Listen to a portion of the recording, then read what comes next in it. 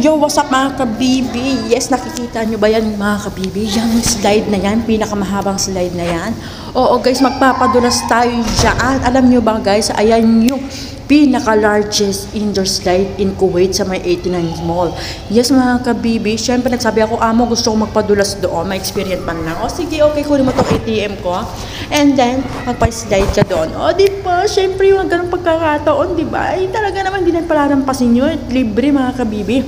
Isipin nyo may bayad dyan ha, 6.5 sa adult, 4.5 naman sa bata, diba? Sayang din yun. Kaya si amo nagbigay sa akin, di ba, napakabait. Charot, sana, oo, di ba, araw-araw na lang ganun. Kaya guys, siyempre pictorial para talaga naman patunay na nagpadulas tayo sa mahabang slide na yan. O yan, siyempre short video lang nakuha natin mga kabibi. Kasi naman, hindi ako nakapag-prefer. Tinulak ko ni kabayan. Kaya ayan, di ba, yun na nga, di ba. Yung sigaw ko dyan mga kabibi, ang sabi ko, isa pa. Yes, ang sarap magpa-slide. Uulit-ulitin mo talaga. Yung nervous at kaba mo nawala nung natapos mo na slide na yung mga kabib.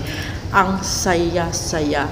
Yung ganyang moment, memorable ko to dito sa Kuwait, mga kabibi. Ayan naman daw, kita nyo. Kaya guys, mga kabibi, salamat sa ating pagsama sa susunod na adventure natin. Babush!